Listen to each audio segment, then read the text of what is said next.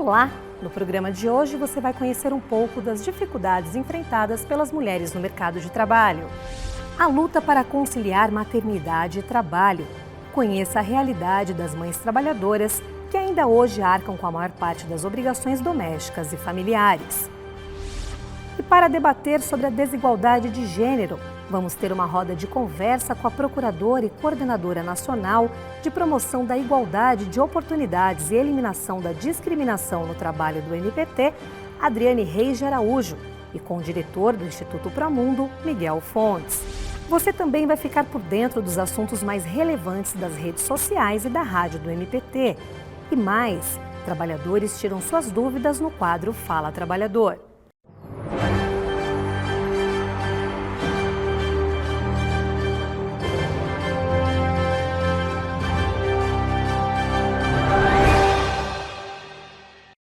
Com o Dia das Mães chegando, o que não faltam são homenagens. Mas temos mesmo o que comemorar?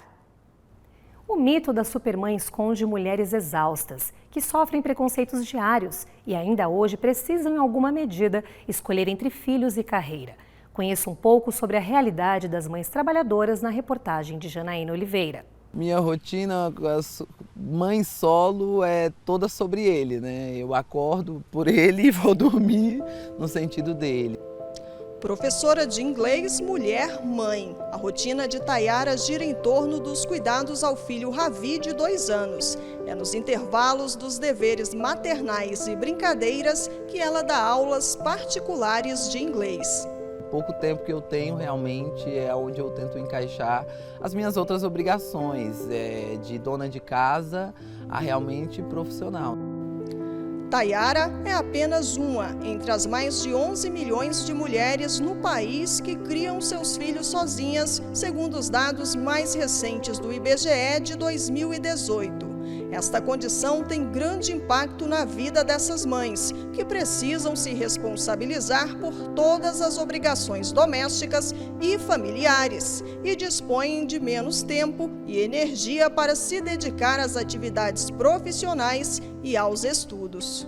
Nossa sociedade não evoluiu porque as mulheres continuam com os mesmos encargos, sobrecarregando a sua atividade, com toda a responsabilidade sobre a família, às vezes, inclusive, acumulando a responsabilidade de sustentar os filhos e de trabalhar.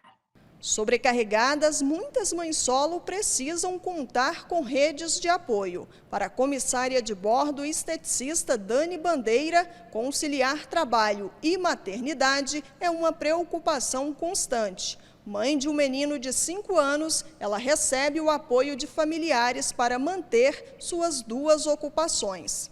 Eu sou muito grata aos meus pais, porque se não fosse eles, eu não tinha como trabalhar. Até porque eu passo de 4, 5 dias fora de casa. Então, eu tenho que ter essa rede de apoio para que fiquem com meu filho.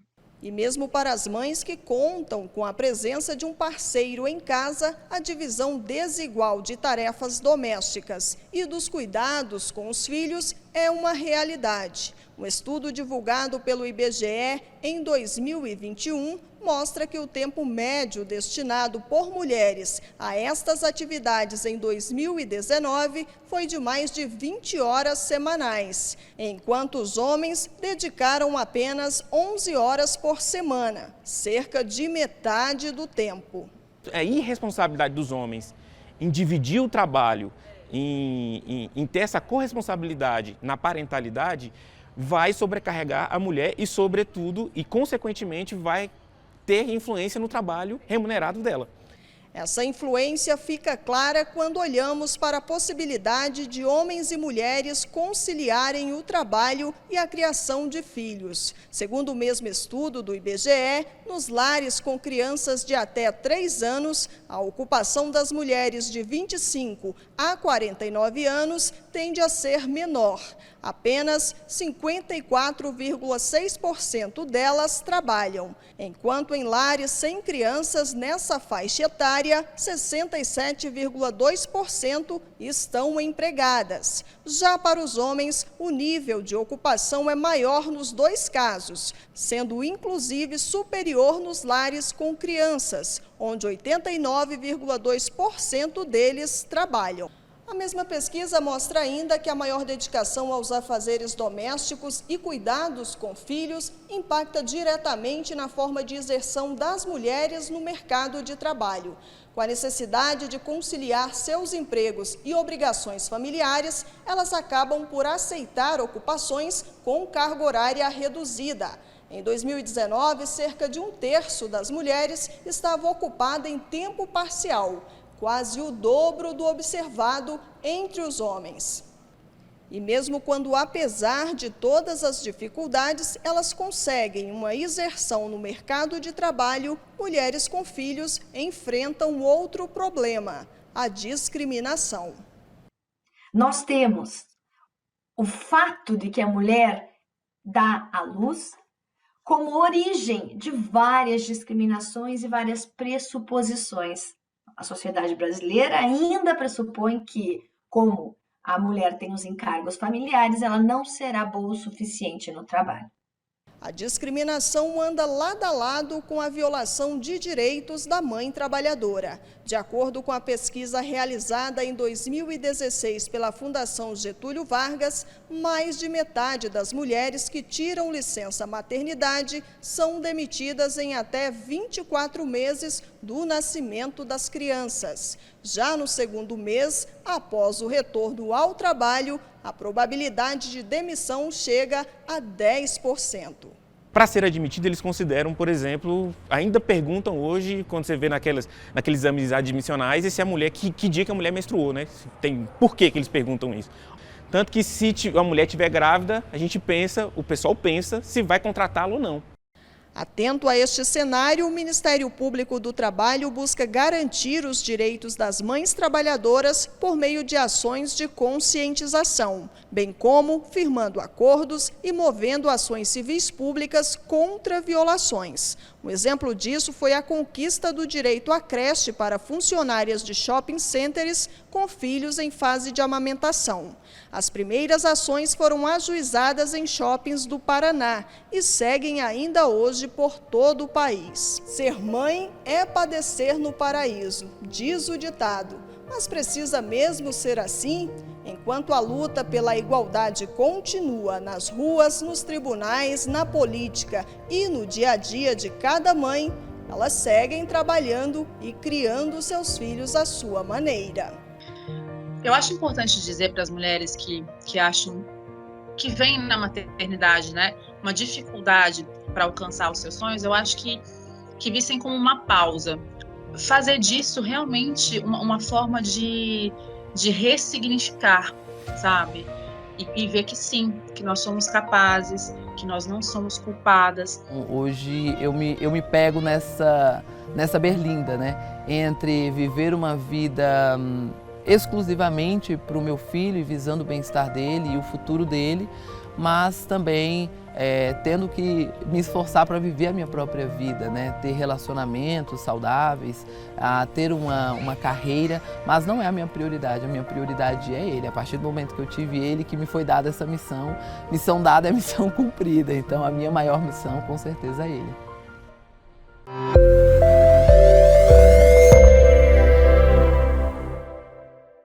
Os obstáculos gerados pela maternidade e pela divisão injusta das tarefas domésticas são apenas algumas das faces da desigualdade de gênero no mundo do trabalho.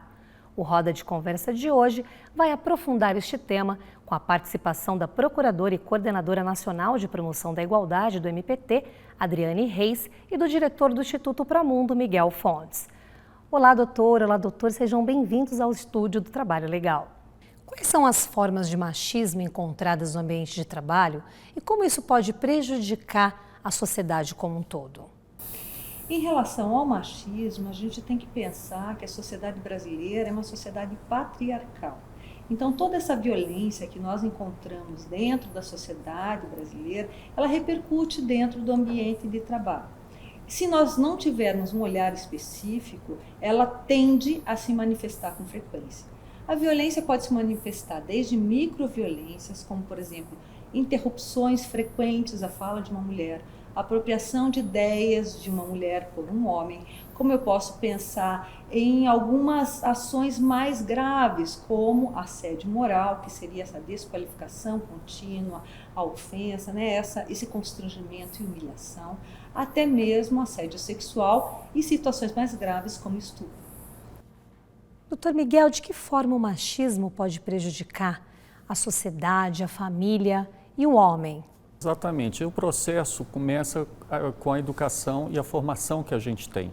Essa formação machista, ela acaba causando danos irreparáveis para o próprio homem. Nós já vivemos 7 anos a 8 anos menos que as mulheres.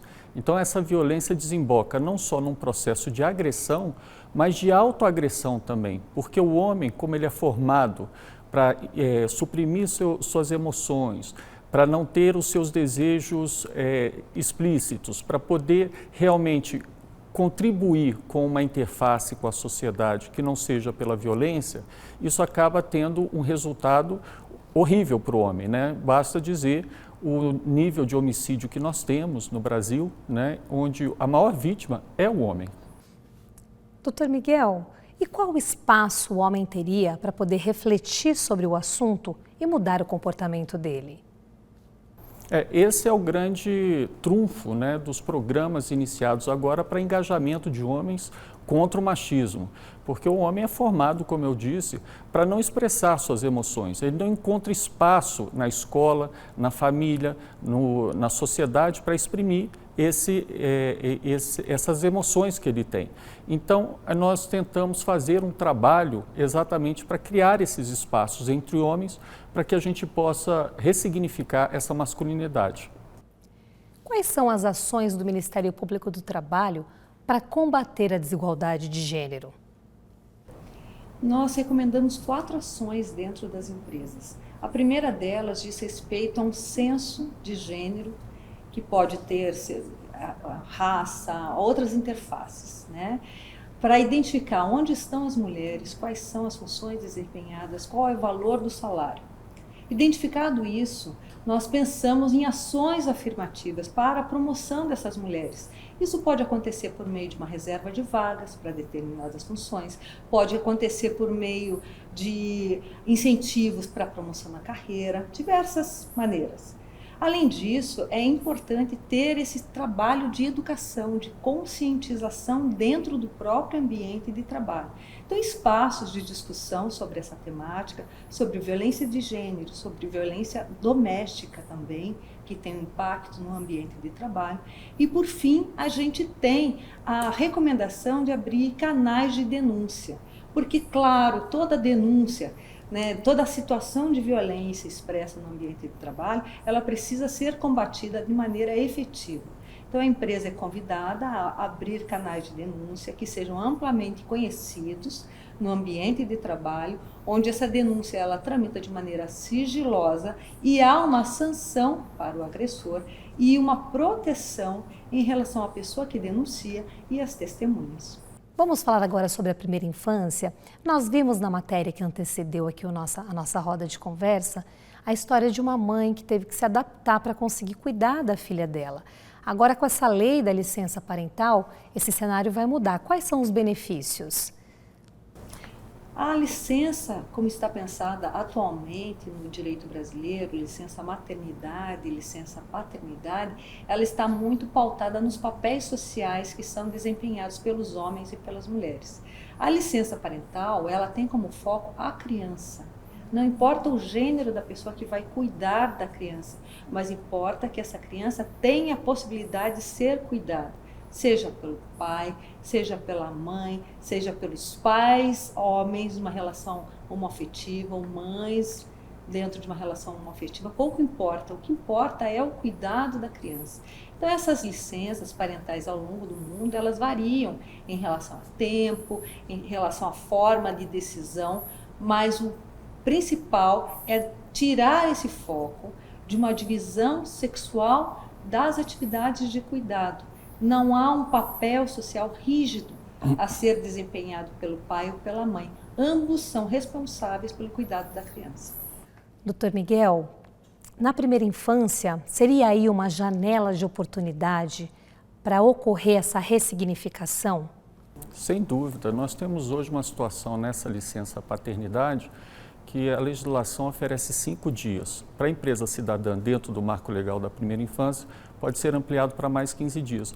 Mas mesmo nos 5 dias, só 1/3 dos homens exercem esse direito, né? Então nós temos uma lacuna muito grande dessa participação masculina na primeira infância. Enquanto todos os estudos mostram que o homem engajado desde o pré-natal e a primeira infância, isso tem benefícios concretos para o próprio homem, né? Na sua saúde física, na sua saúde mental, na sua saúde emocional, né? Então isso tudo são aspectos muito importantes da paternidade, mas falta programas que possam estimular esse engajamento. E as empresas têm um papel muito importante para isso. Então o Instituto Promundo vem trabalhando exatamente isso como janela de oportunidade, porque a paternidade não só contribui com esse engajamento para a família, para ter essa divisão, para a mulher buscar mais oportunidades de trabalho, de educação, mas também para o homem aprender a cuidar do outro, cuidar da outra. E cuidando do outro e cuidando da outra, ele está cuidando de si mesmo, né? Porque ele consegue, assim, trazer as suas emoções, trazer a sua participação efetiva com benefícios claríssimos à sua saúde. Ao ponto da gente dizer com tranquilidade que uma licença paternidade não é um gasto nem custo, é um investimento, porque o homem volta ao trabalho mais focado, ele volta mais interessado, ele volta mais participativo, porque ele aprende o que é cuidar do outro. Doutora Adriane, a senhora teria alguma pergunta para fazer para o doutor Miguel? Eu queria perguntar para o senhor Miguel sobre as iniciativas do Promundo, justamente de construção dessa nova masculinidade. Quais são as melhores práticas que o Instituto recomenda para as empresas? Nós temos trabalhado muito com essa questão de formar, né, grupos de homens dentro da empresa, né, fora da empresa, em postos de saúde e também dentro de escolas, para que eles possam ter esse espaço de diálogo sobre ressignificação de masculinidade, né? Porque nós temos assim um processo, como eu disse, formativo, extremamente arraigado no machismo. E isso é muito prejudicial para o próprio homem. Então, tendo esse espaço, nós criamos programas como o Programa H, Programa P, Programa D, são programas exatamente para discutir assuntos sobre ressignificação de masculinidade, que são temas que influenciam diretamente no comportamento do homem. Agora, nós também temos o Programa EM, que é um programa para mulheres, porque o machismo também passa, né, muitas vezes, por uma propagação desse processo formativo pelas próprias mulheres. Quando a gente fala de paternidade, por exemplo, né, nós precisamos não só um homem engajado, mas a mulher oferecendo o espaço dentro de casa para que o homem possa exercer esse engajamento na paternidade. Então, tudo isso é muito trabalhado. Não tem receita de bolo, não é algo que a gente faça dizendo, olha, para ser um bom pai é assim que você tem que seguir, para ser um homem ressignificado é assim que você deve fazer. E muito mais um contexto que a gente abre esse espaço. E a todo momento, homem chorando, homem se identificando, homem entendendo essa carga que nos traz para essa dor que nós sentimos do machismo, onde muitas vezes a única opção que nos dão é a violência. E isso é terrível para todo mundo, não só para uma parceira, um parceiro, para um filho, para uma filha, mas como para o próprio homem. É um trabalho de desconstrução desse machismo que a gente vai acumulando, né, ao longo da vida. Exatamente. E preencher essa desconstrução com uma nova construção. Uma construção libertadora de direito a uma masculinidade saudável, uma masculinidade plena.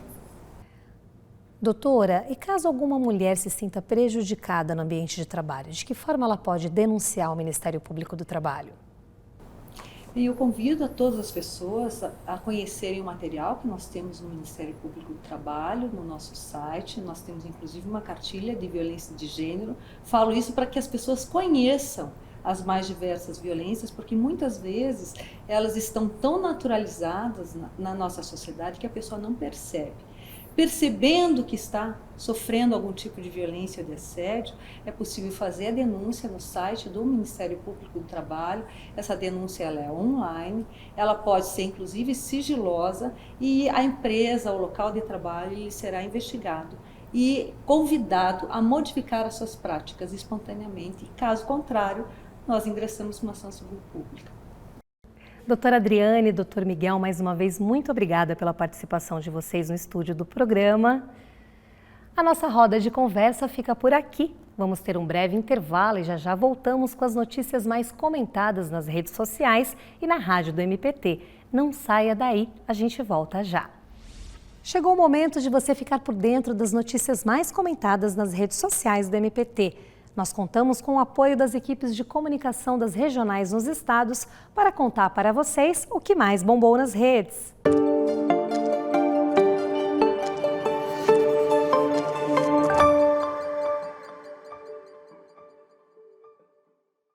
Olá, me chamo Beatriz Paganini e sou assessora de comunicação no Ministério Público do Trabalho em Campinas, São Paulo. Compartilho algumas postagens de bastante repercussão no mês de março. A primeira delas é a divulgação de uma liminar obtida pelo Ministério Público do Trabalho contra a rede varejista Avan.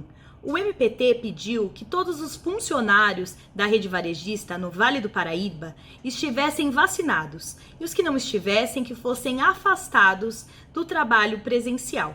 Tais pedidos foram feitos com base em um posicionamento do Supremo Tribunal Federal, onde julgou que não é inconstitucional a vacinação compulsória. A Justiça do Trabalho acatou os pedidos e concedeu a liminar.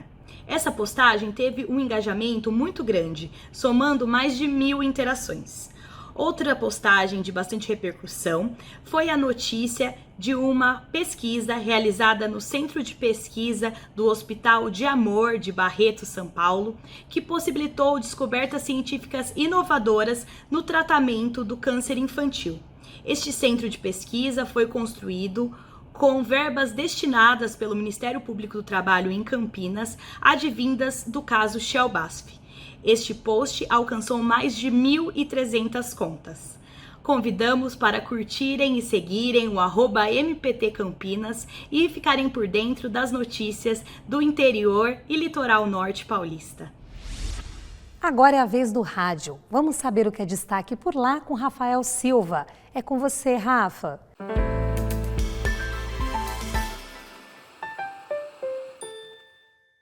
Olá, Samanta. A Rádio MPT destaca que foram resgatadas 9 transexuais e travestis vítimas de trabalho escravo em Criciúma, Santa Catarina, durante a 6ª fase da Operação Libertas, também deflagrada em Uberlândia, Minas Gerais. Outra reportagem detalha a decisão da Justiça que condenou a Empresa Brasil de Comunicação, EBC, por assédio moral contra os trabalhadores. Na sessão de entrevistas, conversamos com a coordenadora nacional da Cor de Igualdade, Adriane Reis, sobre violência contra a mulher e os desafios enfrentados por elas no ambiente laboral. O Prosa de Trabalho traça um panorama da discriminação racial no Brasil e aponta caminhos para o combate efetivo do racismo. Essa e outras edições do podcast e todas as reportagens e entrevistas você pode ouvir no site radiompt.com.br. É com você, Samanta. Entender sobre normas, procedimentos, leis trabalhistas nem sempre são tarefas fáceis. Muitos trabalhadores ficam em dúvida sobre seus direitos e deveres. Pensando nisso, o MPT vai te ajudar nessa desafiadora missão. Agora é com você. Fala, trabalhador!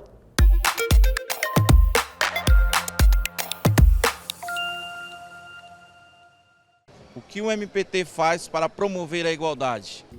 O Ministério Público do Trabalho, por meio da Coordenadoria Nacional de Promoção da Igualdade de Oportunidades e Eliminação da Discriminação, busca encontrar espaços dentro das organizações para ações afirmativas dos grupos mais vulneráveis, como são mulheres, pessoas com deficiência, pessoas negras, entre outros grupos. Além disso, nós combatemos a discriminação que pode ocorrer tanto no início, na contratação, quanto no curso do contrato, no momento da admissão ou demissão. Qual é a missão do Ministério Público do Trabalho? A missão do Ministério Público do Trabalho é zelar pela ordem constitucional e democrática do nosso país e relações de trabalho saudáveis, onde haja o respeito aos direitos fundamentais e direitos trabalhistas. O Trabalho Legal fica por aqui, mas você pode acompanhar as notícias sobre o Ministério Público do Trabalho nas redes sociais e no site do MPT. Até a próxima edição. Tchau!